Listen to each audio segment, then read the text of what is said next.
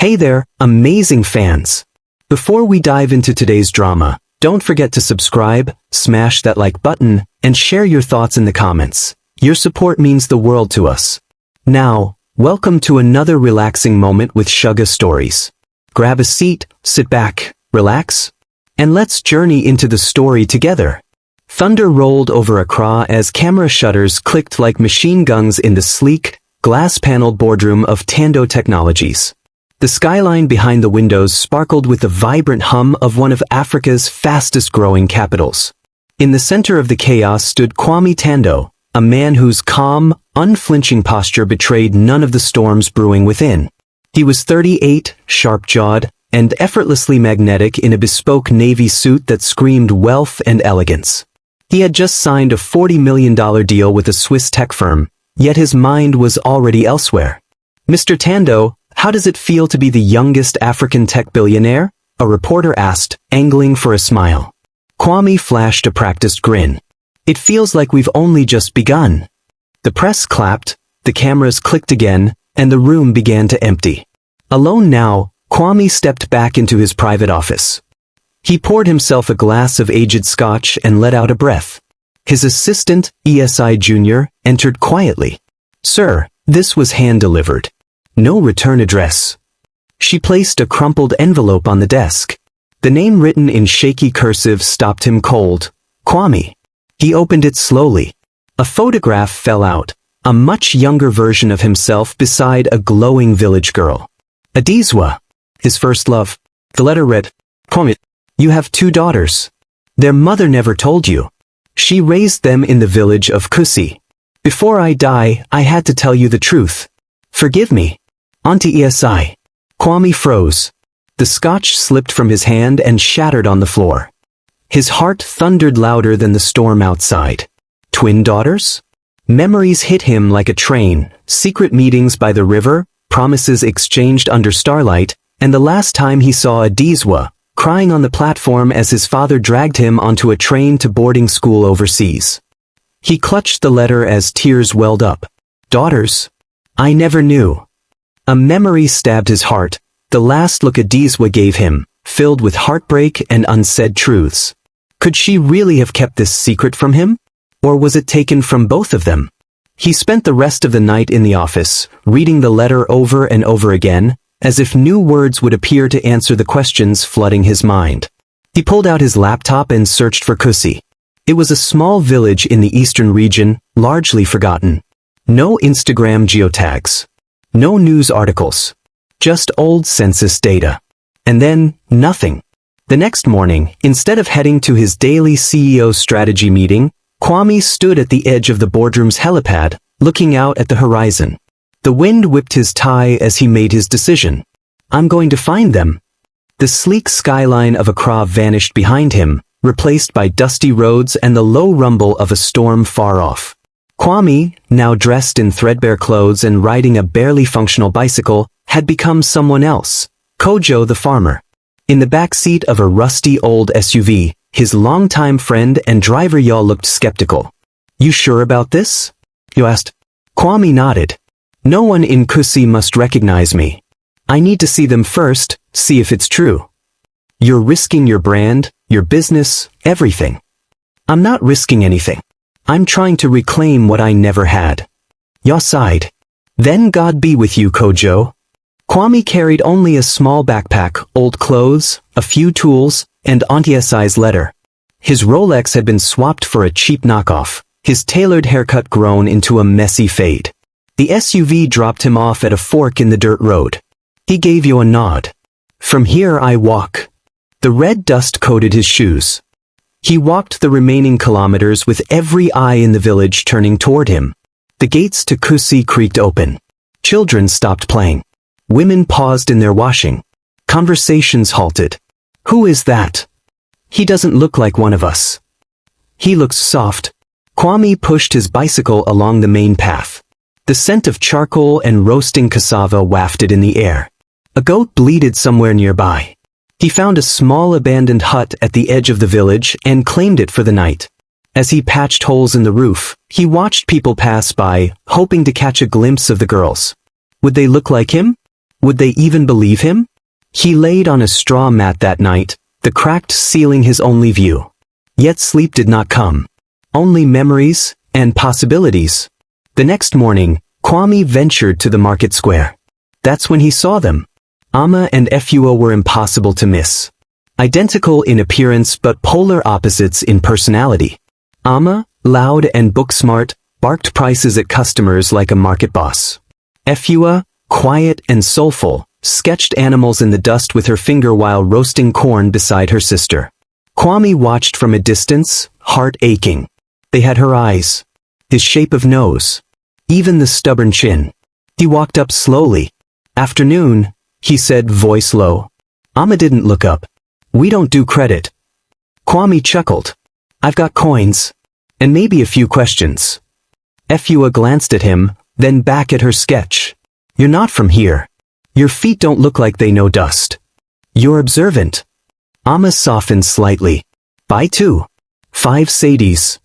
Kwame bought 4. They talked. About the village. About their mother, who had died 8 years ago. About their aunt, who made them scrub floors before sunrise. He walked them home, quietly fixing their broken gate on the way. "Why are you helping us?" Efua asked. "Because I was once helped too." That night, Efua drew his portrait in the dirt. Amma whispered, "If we ever had a real father, I'd want him to be like you." Kwame turned away so they wouldn't see his tears. Bafor, son of the village chief, arrived like a self-anointed king.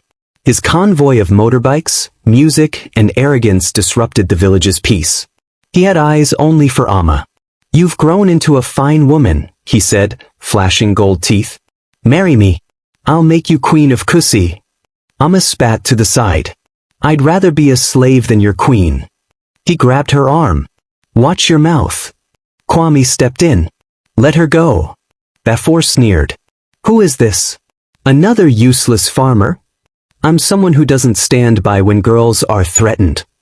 The crowd watched. Bafor stormed off, humiliated. That night, he sent men with torches. The twins' hut went up in flames. Kwame ran through the smoke, found them coughing, pulled them out, carried them to his mud hut, covered them with his only blanket. The village whispered, "Who is this man?" The next day, as the girls slept, Kwame searched through the ashes. Among the debris, a half-burnt necklace glinted. A heart-shaped locket. K Red Heart A. He staggered back. He had given that to Adizwa. Mame Serwa, the old midwife, approached. "You remind me of someone," she said. "There was a girl once. Adizwa. She had twins in the middle of a storm." Kwame clenched the necklace. "They're mine," he whispered. His legs gave way beneath him. The village square of Kusi had never seen a crowd so tense, so eager. At the center, a makeshift tribunal was assembled. Elders on stools, the chief in full regalia, and Bafor standing like a victorious prince. The smoke from the recent fire still lingered in the air, stinging nostrils and memories alike. Bafor paced theatrically. "This stranger has lied to us. He came dressed as a poor man, but I say he's a spy. A fraud." The crowd murmured. Kwame stood still, calm despite the chaos. "I say he came to deceive Amma and Efua. To make fools of us. Who hides their identity unless they have something to hide?" Bafor shouted. One of Bafor's lackeys tore at Kwame's shirt. The thin fabric gave way with a loud rip. Gasps erupted. Underneath the worn cloth was a luxury watch, gleaming in the sunlight. The elder closest to him squinted. "That's no ordinary watch." The engraved gold glinted clearly. To Kwame, tech king of Ghana. Cameras clicked. Yes, cameras. A blogger who had followed Bafor's call for justice had been streaming the trial on Facebook Live. The footage exploded across the web, and soon, phones in the crowd buzzed with the story. Africa's youngest tech millionaire found in Accra masquerading as farmer. Amma stepped forward, eyes wide with betrayal. "You lied to us. Who are you?" Kwame swallowed hard. "Amma, Efua, I'm your father." A deathly silence fell. "Your mother, Adizwa, we were in love. But my parents sent me abroad. I never knew about you. Not until I got a letter from Auntie Isai on her deathbed." Amma backed away, trembling. No. You were just Papa Kojo. You helped us. You protected us. That man, you're a stranger. She ran. Efua stood frozen. Her eyes locked on his. I always knew we were more than forgotten, she whispered. Kwame sank to his knees. I came not as a billionaire, but as a broken man searching for what he lost. The chief banged his staff. This tribunal is adjourned. We will meet again when tempers have cooled. As the crowd dispersed, so did the illusion of anonymity Kwame had carried. He was no longer Kojo the farmer. He was Kwame Tandoh, the man with a broken past, and daughters who may never forgive him. The days after the tribunal were filled with silence. Amma refused to speak to anyone. She spent her time in the mango orchard, throwing stones into the stream and crying until she had no tears left. Efua, on the other hand, stayed by Kwame's side. She asked him questions, lots of them. What was her mother like at 18? Did he remember her laugh? Her favorite food? The first time they kissed? Kwame answered them all. He told them of the secret love he and Adizwa shared. Of the last day at the train station. Of how his father tore the letter Adizwa had sent years later, and how he never saw her again. I searched for her, he said, voice cracking. By the time I returned to Ghana and found out, she was already gone. Efua reached out and touched his hand. Came back. That counts for something. Meanwhile, the video of the tribunal had gone viral. Media outlets swarmed Kusi. Reporters camped outside the village, begging for interviews. Influencers praised Kwame's humility. Memes flooded the internet. Rich dad, village heart. But inside Kwame's hut, none of it mattered. Amma still hadn't spoken to him. One night he found her sketchbook on the floor. Inside, drawings of a man holding two little girls. A faceless figure, until now. He saw his watch on the figure's wrist. Even before the unmasking, Amma had known. Or at least she had suspected. He wrote her a letter. My dearest daughter, I don't expect your forgiveness. But I am here, not as a millionaire, not as a stranger, but as a father who was denied the chance to love you. I hope one day you will let me in. Your Papa Kwame. He left it in her sketchbook. The next morning, Amma was gone. But the letter remained, now folded into the shape of a heart. 3 months later, the village of Kusi looked very different. A new school stood in the center, painted bright yellow and blue. Laughter echoed from its classrooms. A library beside it bore a sign. The Adizwa Memorial School for Girls, built by love. Kwame had invested heavily, not just money, but time. He moved into a modest home, donated farmland, and started a tech mentorship program for girls. The twins were now local celebrities. But they kept their lives simple. Amma returned, quietly, without ceremony. She stood by the mango tree one morning, and there he was. Kwame didn't speak. He waited. Amma said nothing for a long time. Then finally, you kept calling me your daughter, even when I hated you. Kwame nodded. Because I always will. Amma hugged him tightly. You're still Papa Kojo to me. Efua joined them. The three stood beneath a mango tree, tears flowing freely. That evening, the village held a celebration. Drums played. Women danced. Children laughed. Amma and Efua walked hand in hand to school the next day. Kwame followed, dressed in his simple farmer's clothes. A young girl asked him, Are you the one who built all this? He smiled. No. I just helped someone I love find her way. And as the sun rose over Kusi, a new chapter began, not of wealth, but of family.